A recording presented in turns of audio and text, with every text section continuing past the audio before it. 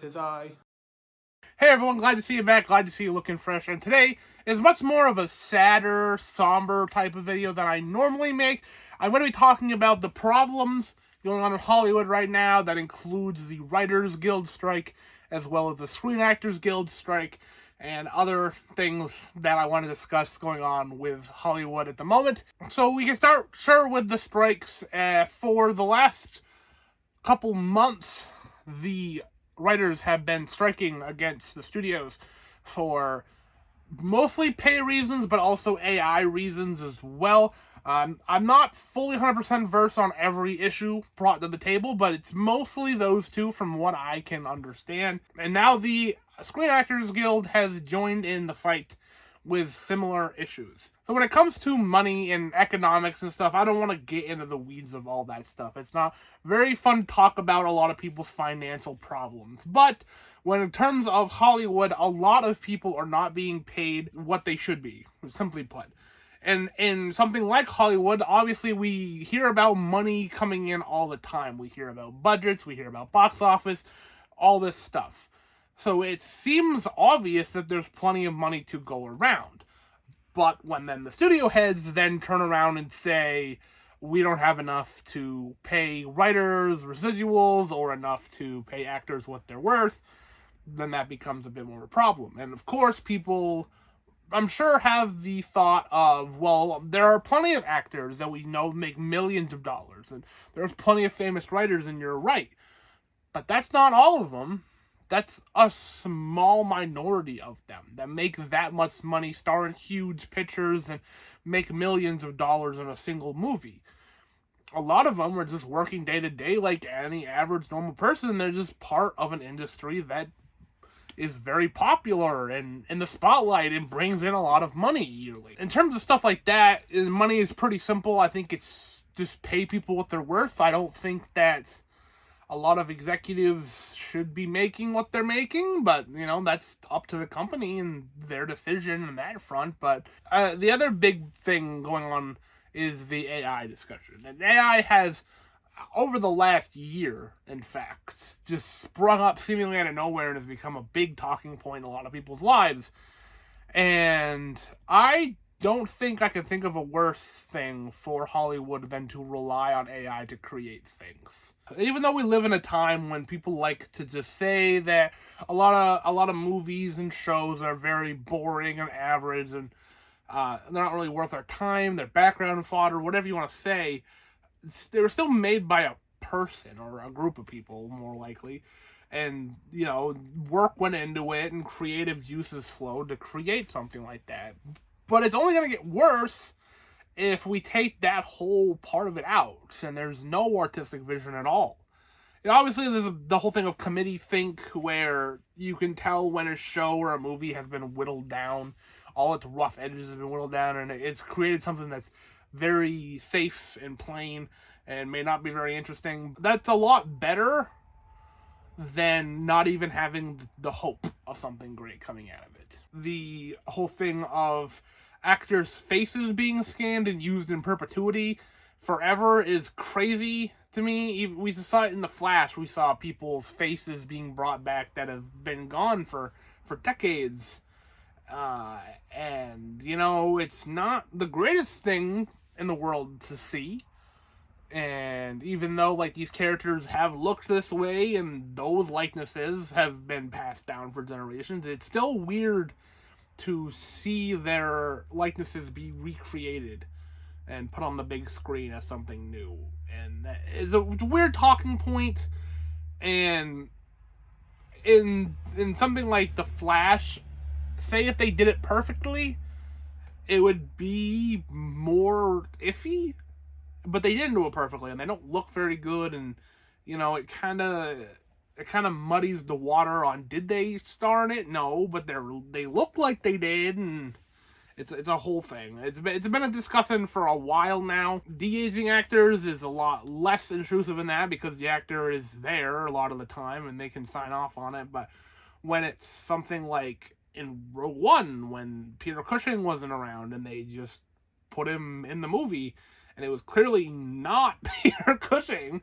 It was Just get an actor that kind of looks like him. That's an easy answer. I have more thoughts on him, but like I don't want to get too much into the weeds of the guild strikes, and I hope we can get through it soon, and we can get back to seeing new and creative things come out of Hollywood. But I'll never hold any ill will to the people standing for what they believe in and hoping that they can make it through and get the deal that they think is right. So that's that. The other thing I wanted to discuss today is this year as a whole for movies has been a bit strange. We started off pretty big, pretty excited. Our box office was up from the last couple years since the pandemic and everything, and life was good. Even Megan in January came out and did pretty good, and early movies from this year like Creed 3. John Wick 4 was the biggest of the franchise, so it looked like it was going to be a really good year, at least box office-wise. Critically is a whole other discussion. And then we hit June, and things started to come out every week, sometimes 2 in a week, and things started getting buried and covered on top of each other, and going into June, it looked very exciting for a film fan like me, just being able to see all the stuff coming out, and being like, wow, every week there's something new coming out, and then immediately it got overwhelming, and immediately things started underperforming, and immediately I was like, well, this isn't great. I don't know why they decided to just stack the month as full as they did. We had Spider-Man, the Transformers, we had Indiana Jones, and The Flash, Elemental. Like, those are off the top of my head. I'm sure there's even some that I'm missing in there. All of these are big budget movies. All of these cost a lot to make. Not all of them made a lot of money. And why not? Box office discussion is an interesting topic. It's easy to look at a movie that's received well and makes a lot of money, like last year's Top Gun Maverick, and easily point to be like, well, it was a sequel to a movie that people liked, with an actor that people like in Tom Cruise, people like in the movie. It all works out.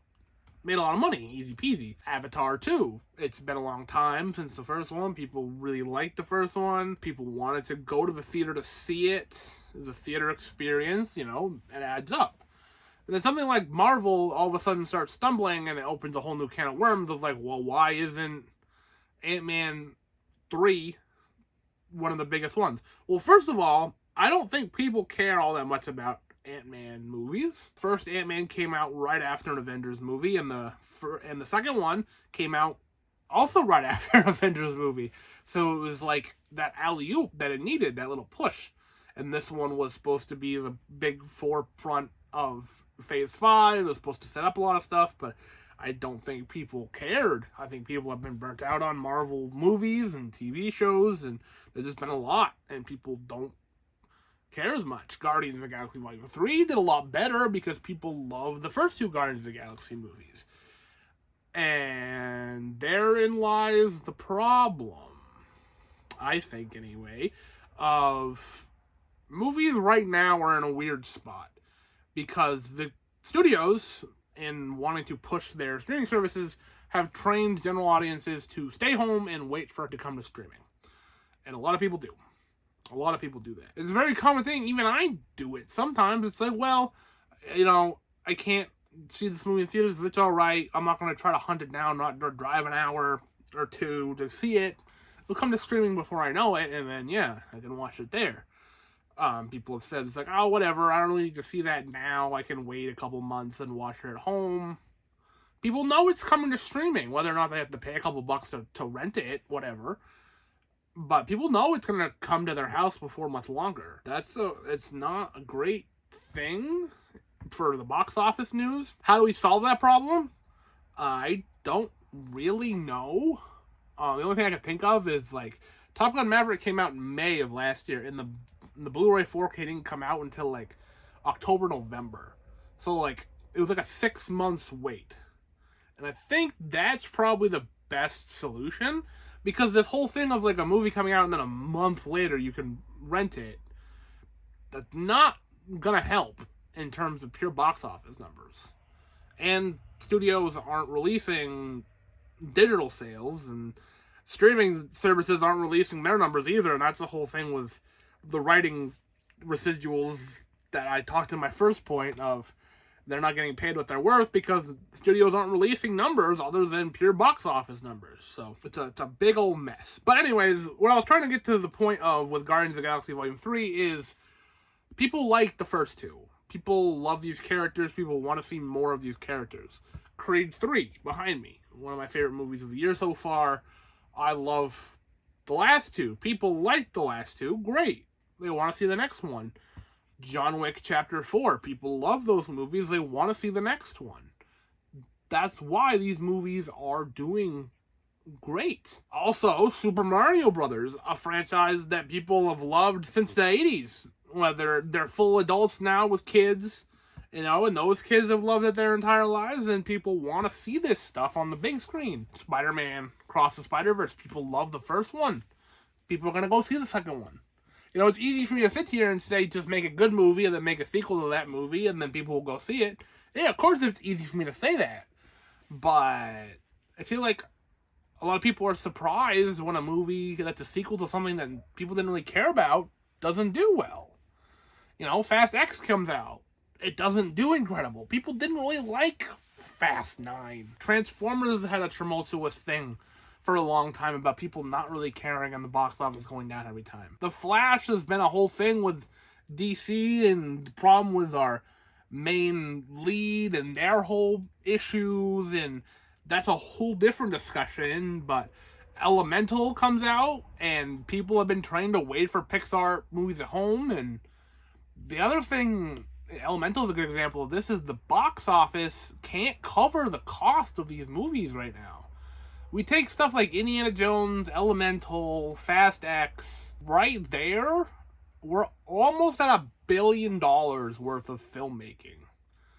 That is so much money that has gone into just 3 movies. It's scary to think how bloated these movies are getting. You asked me 10, 15 years ago, I just told you, bigger budget equals bigger movies, and that gives more leeway to directors, and they can direct what they want, and they can make what they want, it's all good for everybody. But that's not always the case. Sometimes these movies just cost a lot, and they do not look like they cost as much as they do. Again, it's easy for me to just sit here and say, cut the budget on stuff, then where do we make the budget cuts? Is it the actors? Is it the writers? Is it the producers? What is it?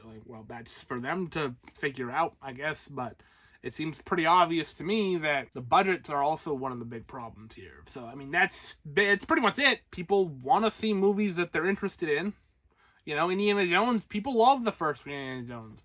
People do not like the fourth one, and even it's been so long since that one.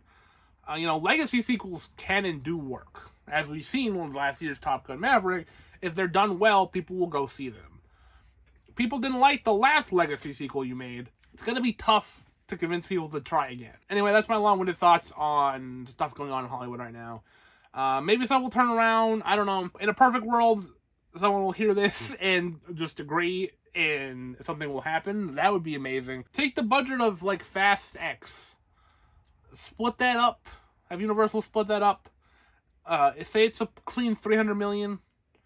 You can make $10, $30 million movies with that. $30 million, it doesn't seem like a lot in terms of movie cost nowadays, but it's because we're used to seeing budgets that are so huge in the hundreds of millions of dollars. So it's a lot. It's a lot right now. I hope for the writers, I hope for the actors that they get what they're asking and everything will work out there.